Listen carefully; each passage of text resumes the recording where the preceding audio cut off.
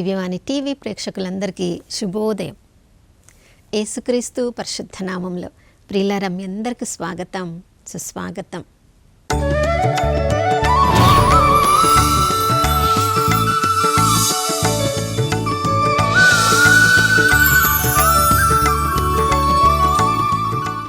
గడిచిన దినమంతా కాచి కాపాడిన దేవునికి మనసారా వందనాలు తెలియచేద్దాం. ఈ నూతన ఉదయంలో కూడా నమ్మదగిన దేవుని ప్రేమ, కరుణ, కటాక్షం నూతనంగా ఈ ఉదయకాలంలో ప్రభు మన మీద కుమ్మరించారు. ఆ విశ్వాసంలో మనము కూడా మనం చేసే ప్రతి పనిలో, ప్రతి మాటలో నమ్మదగిన వారంగా ఉండి ఆ దేవునికి మహిమకరంగా ఈ రోజంతా జీవించుదాం. ప్రియులారా, ప్రతిరోజు ఉదయమే లేచి మనం ప్రార్థన చేసుకుంటాం. ప్రభా, ఈరోజంతా నాకు ఆశీర్వాదకరంగా ఉండాలి, ఈరోజంతా నేను చేసిన పనిలో అంతా కూడా నాకు మంచి మేలే జరగాలి, నేను అందరికీ ఆశీర్వాదకరంగా ఉండాలి, నేను వెళ్ళే ప్రతి ప్రయాణంలో మీరు నాకు తోడుగా ఉండాలి, ఈరోజు ఏ నష్టము ఏ కష్టము నాకు రాకూడదని ప్రార్థన చేసుకుంటాం. మంచిది. దేవుని కృప మనకు తోడుగా ఉంటేనే మనం చేసే ప్రతి పనిలో మంచి జరుగుతుంది. ప్రియులారా, అదే సమయంలో మరొక ప్రార్థన కూడా మనం చేయాలి. ప్రభా, నా నోటి మాటల ద్వారా ఈరోజు నువ్వు మహిమపరచబడాలి. నా నోటి మాటల ద్వారా ఈరోజు ఏ విధంగా కూడా మీ నామానికి నేను ఒక చెడు సాక్ష్యం తీసుకొచ్చేదానిలాగా నేను ఉండకూడదు. నేను వెళ్ళే స్థలాలలో నీకు మహిమకరంగా ఉండే స్థలాలకు మాత్రమే నేను వెళ్ళాలి. ప్రభా, నీకు ఇష్టం లేని స్థలాలకి నేను వెళ్ళకుండా నన్ను ఆపేయి. ప్రియులారా, ఇలాంటి ప్రార్థన కూడా ప్రతిరోజు మనం చేసుకోవాలి. ఎందుకంటే ఎన్నెన్నో మాటలను ప్రతిరోజు మనం మాట్లాడుతూ ఉంటాం. అందులో ఎంతవరకు నిజం చెప్తున్నామో, ఎంతవరకు అబద్ధం చెప్తున్నామో, కొన్నిసార్లు పరిస్థితులను బట్టి పూర్తిగా సత్యం చెప్పగలిగిన పరిస్థితులు ఉన్నప్పటికీ కూడా అబద్ధాలు ఆడడం మనకు అలవాటైపోయింది. కాబట్టి మనం అబద్ధం చెప్పడం ద్వారా మనకి ఎంత నష్టం కలుగుతుందో, ఇతరులకు ఎంత నష్టం కలుగుతుందో అప్పటికప్పుడు ఆ పర్యవసానాన్ని మనం గుర్తించడం లేదు. కాబట్టి చాలా సునాయాసంగా ఎన్నో అబద్ధాలను చెప్తూ ఉంటాం. కానీ దాని తర్వాత ఆ పర్యవసానాన్ని అనుభవించేటప్పుడే మనకు తెలుస్తుంది ఎందుకు పూర్తిగా మనము నిజం చెప్పలేకపోయాం. ఒకవైపు దేవునికి చెందిన బిడ్డలం మనం అంటున్నాం. మరి హెబ్రీలకు రాసిన లేఖ 6వ అధ్యాయం 18వ వచనంలో దేవుడు అసత్యమాడజాలడు, ఆయన ఎప్పుడు కూడా అసత్యమాడడు. మరి అలాంటి అసత్యమాడని దేవుడికి మనం చెందిన వాళ్ళమైతే ప్రతిరోజు ప్రభా, నేను చెప్పేది ప్రతిది కూడా పూర్తిగా నిజం ఉండాలి, ఏ పరిస్థితులలో కూడా సగం అబద్ధం సగం నిజం లేదా పూర్తిగా అబద్ధం నేను చెప్పకూడదు. ప్రభా, నీకు చెందిన వాడిలాగా, నీకు చెందిన బిడ్డలాగా నేను పూర్తిగా సత్యమే చెప్పాలని ప్రతిరోజు మనము ప్రార్థన చేసుకోవాలి. ప్రియులారా, ఎందుకంటే మన శక్తి మన బలము ద్వారా ఈ లోకంలో మనము సత్య సంపూర్ణుడైన దేవునికి సంపూర్ణ సాక్షులంగా మనము జీవించలేము. సత్యము మాత్రమే మనల్ని స్వతంత్రులను చేయును. అసత్యం ఆడకుండా ప్రభా, నా నోటి దగ్గర నువ్వు ఒక కావలివాడిగా నీ దేవదూతలను ఉంచయ్యా అని కీర్తనకాడు ప్రార్థన చేసుకున్నట్లుగా ప్రతిరోజు మనము ప్రార్థన చేసుకోవాలి. ప్రియులారా, ఒక జరిగిన సంఘటన గురించి ఇలా నేను విన్నాను. పెద్ద పెద్ద ఓడరేవులలో, పెద్ద పెద్ద ఓడలలో దాన్ని నడిపించే కెప్టెన్స్, ఒక పెద్ద ఓడ పెద్దదైతే ఒకరు ఉండకుండా 2-3 కెప్టెన్స్ ఉంటారంట. ఎందుకంటే అది కొన్నిసార్లు నెలల పర్యంతము వాళ్ళు ప్రయాణాలు చేస్తూ ఉంటారు. కాబట్టి ఒక్కరే కెప్టెన్ ఉంటే సరిపోదు. కాబట్టి 2-3 కూడా కెప్టెన్స్ ఉంటారు. వాళ్ళు ఒకరు చేయవలసిన బాధ్యతలను ఒక నెల ఒక పని చేస్తే ఇంకొక నెల ఇంకొకరు వేరే వేరే పనులను అలా మార్చుకుంటూ ఉంటారంట. ఒకసారి ఒక కెప్టెను అప్పుడే వాళ్ళు కొన్ని నెలలు ప్రయాణం చేయవలసిన ఆ ప్రయాణాన్ని ఆరంభించారు. అంతకుముందు వరకు ఒక 6 నెలల వరకు వాళ్ళకి ఏ ప్రయాణం లేక ఇక ఇంటిలో ఉన్నారు. కాబట్టి అందులో ఉన్న ఒక కెప్టెను బాగా తాగడానికి అలవాటు పడ్డాడు.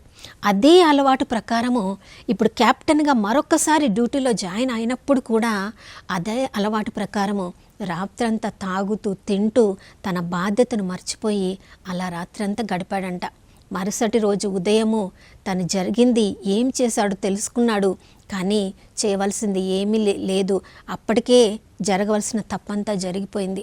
ఇప్పుడు ప్రతిరోజు కూడా ఒక 24 గంటలు వాళ్ళు ఎక్కడి నుంచి ఎక్కడికి ప్రయాణం చేశారు, ఆ ఇద్దరు కెప్టెన్స్ యొక్క పరిస్థితి ఎలా ఉంది అని అన్నీ కూడా వాళ్ళు రాసి పెట్టాలి రికార్డులో. వాళ్ళ బాధ్యత ప్రకారము ఆ యొక్క షిప్ను ఓడను నడిపించిన ఆ కెప్టెను వాళ్ళు ఎక్కడి నుంచి ఎక్కడికి ప్రయాణం చేశారు అన్నీ రాశాడు. దానితో పాటు తన సహ కెప్టెన్ అయినా అతడు బాగా తాగి ఏ పని చేయకుండా నిద్రపోయాడు అని కూడా రాశాడు. అది గమనించిన ఆ సహ కెప్టెను చాలా బాధపడ్డాడు. తను చేసింది తప్పే, అయ్యో నువ్వు ఇలా రాయవద్దు, నువ్వు ఇలా రాస్తే నాకు ఉద్యోగం పోతుంది, అయ్యో నా కుటుంబం ఏమైపోతుంది అని అడిగినా కూడా జరిగింది జరిగినట్లుగా నేను రికార్డ్ చేశాను, ఇక మాత్రము దాన్ని మార్చేది లేదు, ఒకసారి వ్రాసానంటే అది వ్రాయబడింది అంతే, మార్చడం ఉండదు అని చెప్పి నేను జరిగిందే కదా వ్రాసాను అని చెప్పి ఆ రికార్డుని ఏం మార్చలేదంట ప్రియులారా. ఇక ఆ తప్పు చేసిన వ్యక్తికి వాళ్ళు 3 నెలలు ప్రయాణం చేశారు. ఆ షిప్ యొక్క యజమాని దాన్ని రోజు రోజు చదువుతూ ఉన్నాడు. 3 నెలల్లో నాకు ఎక్కడన్నా ఛాన్స్ దొరకకపోతుందా అని తప్పు చేసిన కెప్టెను ఇతడికి ఎక్కడైనా తప్పు దొరుకుతుందా అని చూస్తూ ఉన్నాడంట. ఆ 3 నెలల్లో ఎక్కడ తప్పు దొరకలేదు. ఇక 2 రోజుల్లో వాళ్ళ షిప్ మళ్ళీ ఎక్కడి నుంచి వచ్చింది అక్కడికి వెళ్ళిపోతుంది అని తెలిసినప్పుడు ఈ తప్పు చేసిన వ్యక్తి ఇంకొక 2-3 రోజుల్లో తనకి దొరికింది ఆ రికార్డు మెయింటైన్ చేయడానికి. ఇప్పుడు అంతా బాగా ఉంది, ఎక్కడి నుంచి ఎక్కడికి వెళ్ళో రాశాడు, షిప్లో ఎలా అన్నీ జరుగుతున్నాయో రాశాడు. ఇప్పుడు తన కొలీగ్ గురించి కూడా తను రికార్డు రాయవలసి ఉంటుంది కాబట్టి తను ఏం రాశాడంటే, ఈరోజు నా కొలీగ్ చాలా హుషారుగా ఉన్నాడు, మత్తు లేకుండా ఉన్నాడు అని. అది చదివిన సరిగ్గా పనిచేసిన వ్యక్తి, నువ్వు ఎందుకు ఇలా రాశావు, ఈరోజు నేను మత్తుగా లేను అని రాశానంటే అర్థం ఏంటి, నువ్వు ఈరోజు నేను మత్తుగా లేను అని నువ్వు రాసావంటే అందరు ఏమనుకుంటారు, ప్రతిరోజు నేను మత్తుగా ఉంటాను, ప్రతిరోజు నేను హుందాగా ఉండను, ఈరోజు మాత్రమే మత్తు లేకుండా నేను ఉన్నాను, ఈరోజు మాత్రమే నేను హుందాగా ఉన్నాను అని అనుకుంటారు. ఎందుకు సగం మాత్రమే నువ్వు నిజం రాసావు, ప్రతిరోజు నేను మత్తు లేకుండా ఉండాలని కదా నువ్వు రాయవలసింది అన్నప్పుడు ఆ తప్పు రాసిన వ్యక్తి, నేను వ్రాసిందేదో రాశాను, అది రికార్డులోనికి వెళ్ళిపోయింది, ఇక నేను దాన్ని మార్చను అని చెప్పాడంట. ప్రియులారా, ఎంత తప్పు చేశాడో చూడండి. తను బాగా తాగినప్పుడు అది రికార్డ్ చేసింది అది ఇష్టం లేని వ్యక్తి తన కొలీగ్ అస్సలే మత్తు పదార్థాలు తీసుకోకుండా ఉన్నప్పటికీ తను రాయవలసిన రికార్డ్ ఏంటి, నా కొలీగ్ ఎప్పుడు కూడా మత్తు పదార్థాలు తీసుకోలేదు, అతడు తాగలేదు, చాలా హుందాగా ప్రతిరోజు ఉన్నాడని వ్రాయకుండా ఈరోజు మాత్రమే హుందాగా ఉన్నాడు, ఈరోజు మత్తు లేకుండా ఉన్నాడు అనడని సగమే నిజం చెప్పి ఎంత పెద్ద తప్పుకి దారి తీశాడో చూడండి. నా ప్రియ సహోదర సహోదరి, మనందరి జీవితంలో కూడా ప్రతిరోజు ఎంతోమంది గురించి మనం అభిప్రాయాలు చెప్పవలసి వస్తుంది. వాళ్ళ గురించి మనం ఇతరులతో మాట్లాడుతూ ఉన్నప్పుడు పూర్తి నిజం మనం మాట్లాడుతున్నామా, సగమే నిజం మనం మాట్లాడుతున్నామా? సగం సగం నిజం మనం మాట్లాడుతున్నప్పుడు ప్రియులారా, దాని పర్యవసానము వారు అనుభవించడమే కాదు, కొన్నిసార్లు మనము కూడా అనుభవించవలసి వస్తుంది. చూడండి, సత్యం చెప్పడం ద్వారా మనం మారు మనసు పొందిన బిడ్డలంలాగా మన సాక్ష్యము ఎంతోమందికి ఉపయోగకరంగా ఉంటుంది. పరిసయ్యుడు, సుంకరి ఇద్దరు దేవాలయానికి వచ్చారు. సుంకరి చెప్తున్నాడు, అయ్యా నేను పాపిని, తన పాపాన్ని ఒప్పుకుంటున్నాడు, సత్యం చెప్తున్నాడు, తను మారు మనసు పొందానని. చూడండి, దేవుడికి తనకు మధ్యలో ఉన్న ఆ సంబంధాన్ని ఇంకా దృఢపరుచుకుంటున్నాడు. పరిసయ్యుడు మాత్రం తను పాటిస్తున్న ఆజ్ఞలన్నీ గురించి గొప్పగా చెప్పుకుంటున్నాడు, ఆ సత్యమేనే కావచ్చు, కానీ ఈ సుంకరిలాగా నేను పాపాత్ముడను కాదు అంటున్నాడు. ఇతరులతో పోల్చుకోమని దేవుడు మనకి ఎప్పుడూ చెప్పలేదు ప్రియులారా. శారీరకంగా మనం ఇతరులతో పోల్చుకోకూడదు, మానసికంగా ఆధ్యాత్మికంగా ఇతరులతో పోల్చుకోవాల్సిన ఆస్కారమే మనకి లేదు. మన పరిస్థితులు వేరు, ఇతర పరిస్థితులు వేర్లు. మనకున్న అవకాశములు వేరు, ఇతరులకున్న అవకాశములు వేరు. ఇతరులతో పోల్చి దేవుడు మనకు తీర్పు తీర్చాడు కదా. కానీ పర్యవసానాన్ని గుర్తుపెట్టుకోవాలి. దర్శన గ్రంథం 21వ అధ్యాయంలో మనం చదువుతున్నాం, పిరికి వాళ్ళు కూడా దేవుని రాజ్యంలోనికి ప్రవేశించలేరు.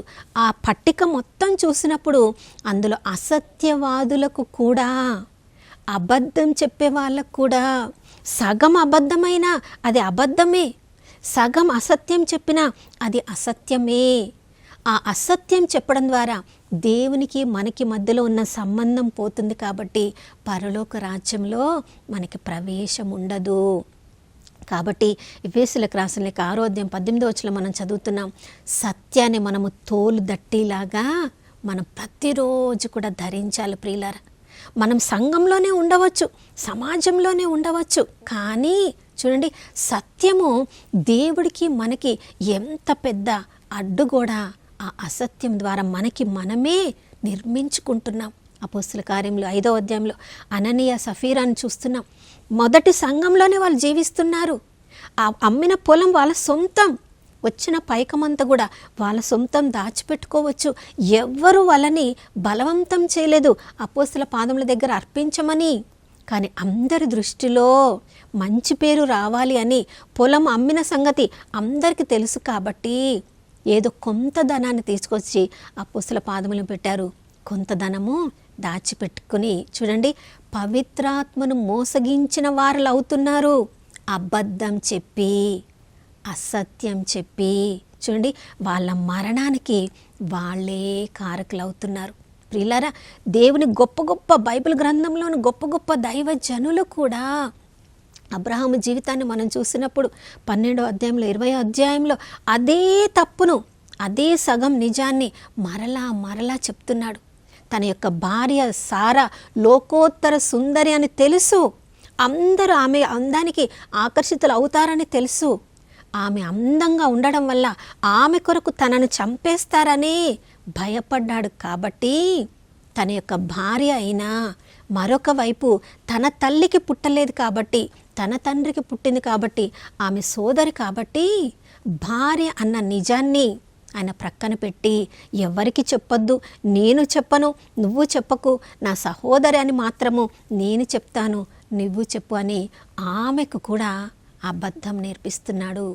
అది సగం మాత్రమే నిజం. చూడండి, అబద్ధం చెప్పాడు కాబట్టి ఆమె సహోదరి అని చెప్పినా కూడా వాళ్ళు అతన్ని తీసుకొని ఆ రాజులు తమ భార్యగా చేసుకోవాలని చూశారు. కానీ తను భయపడి సగమే నిజము చెప్పాడని దేవుడికి తెలుసు. కాబట్టి జరగవలసిన నష్టం జరిగినా దేవుడు ఆ రాజులను కాపాడాలి. ఎందుకంటే సహోదరి అని చెప్పాడు కాబట్టి, వాళ్ళు భార్యగా స్వీకరించారు కాబట్టి, ఆ రాజులను కాపాడడానికి దేవుడు అబ్రహాంకు సత్యం తెలియచేశాడు.